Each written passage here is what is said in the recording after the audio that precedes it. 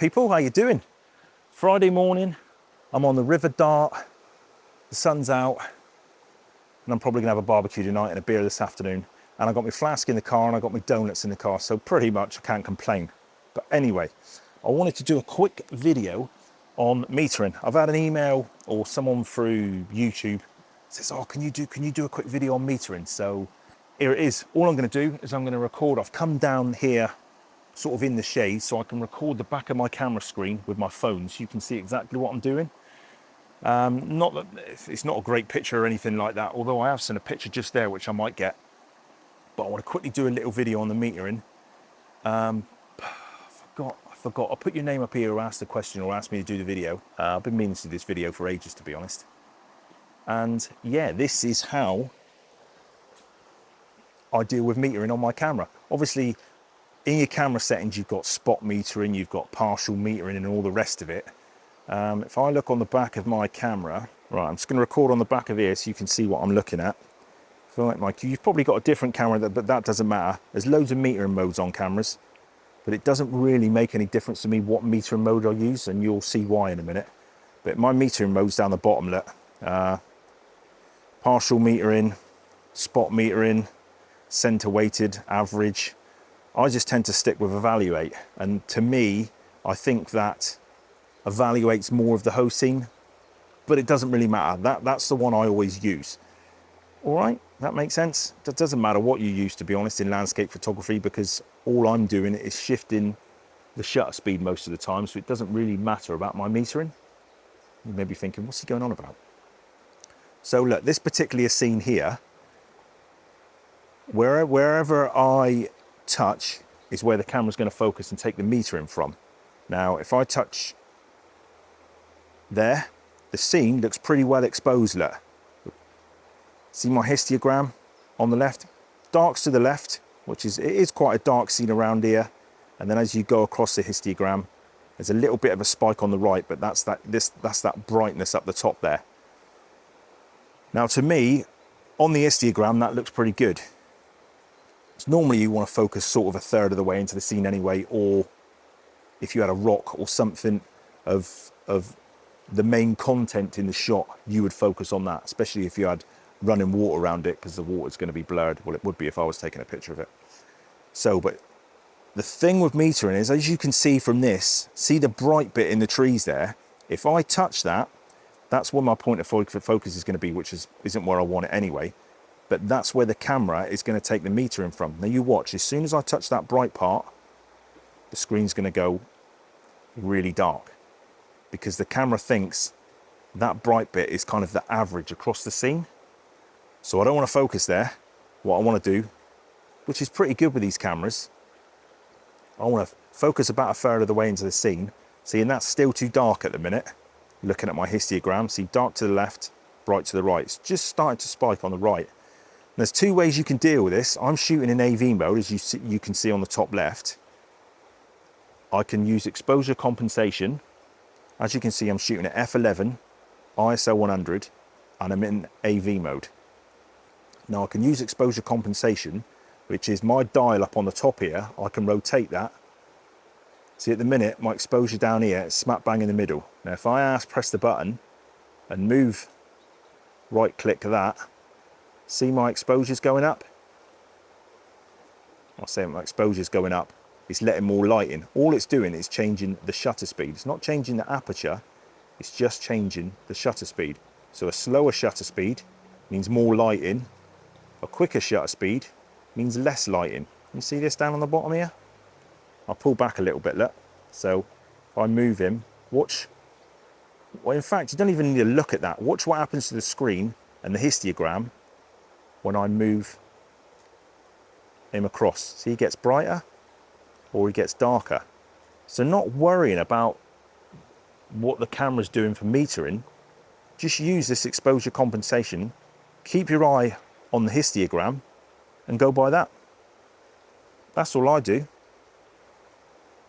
I just put my point of focus exactly where I want it.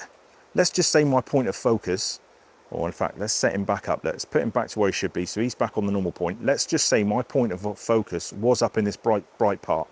Now, if I press that, the scene's too dark. That's no good for me. Look at the histogram, it's all bunched up on the left, unless I wanted the shot like that. So what I'm going to do is half press the button.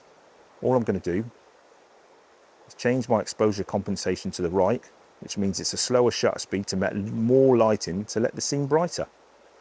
Just keeping my eye on the histogram. Slide him up to where you want him, and then take the shot. That is as easy as it is. Or the only other way to do it is to shoot completely in manual. Don't be afraid of manual. It's easy peasy. You've only got to worry about 3 things: ISO, aperture, shutter speed. That's pretty much it. Right, so what I'm going to do now is I'm going to go mode. I'm going to put my camera in manual. Tickety-boo. My ISO is 100 down the bottom there. Aperture is f11. Pretty much all the time when I shoot my landscapes, my ISO is on 100 and my aperture is f11 or f13. It doesn't matter. Set those 2. The scene may look too, when you present it with a scene, the scene may look too dark or it may look too bright. That's not a problem. Now the only thing I've got to worry about on the left is the shutter speed. Now if I want that scene brighter, all I do is slow my shutter speed down by turning my dial. See, it's getting brighter. Now if I want that scene darker, I'll speed up my shutter speed. But all I'm doing, my focus point doesn't change in manual because it's not using the metering mode, because you're going to change it with the shutter speed, the ISO or the aperture. So I focus where I want.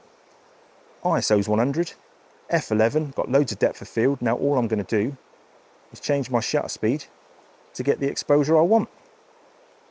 Keeping your eye on your histogram. If you want it darker on the left, quicker shutter speed, brighter on the right, slower shutter speed. That's as easy as it is. So just use the histogram. You know, some shots it is going to be bright to the right, or some, you know, if you're shooting into the sun, you'll have to put a graduated filter or something like that. But this is the way I shoot 9 times out of 10. To be honest, most of the time I shoot in AV mode, unless my exposure goes over 30 seconds, because I use ND filters a lot. So hopefully that makes sense. Quick recap: if you're going to shoot in manual mode, set your ISO to whatever you want, set your aperture to whatever you want, and then all you're doing is changing your shutter speed. If you're shooting in AV mode, set your aperture, set your ISO, and then it's exposure compensation. All you're doing is changing the shutter speed with your thumb or whichever dial on your camera the exposure compensation changes. All right, hopefully that makes a bit of sense. It is as easy as that. Any questions and I can do a really depth-in view of it, but you're just dealing with 3 things: ISO, shutter speed, aperture.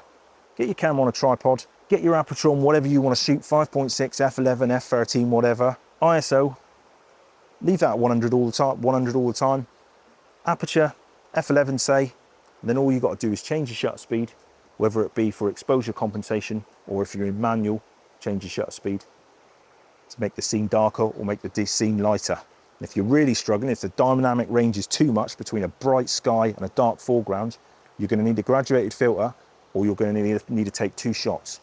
1 shot for the foreground, perfectly exposed, and then another shot with your exposure for the brighter sky, and then blend the 2, or HDR it, whatever you want to do. That's as easy as it is. Any questions? Lob them down below. I don't know how else to put it, really. That's just this, once you get your head around it, that's it. It's, you know, it's 3 things. I literally put my camera on a tripod. My camera's always on eyes, unless I'm doing different shots, unless I'm shooting night skies and after the stars and all the rest of it. But 9 times out of 10 with my landscape photography, my camera's always on ISO 100.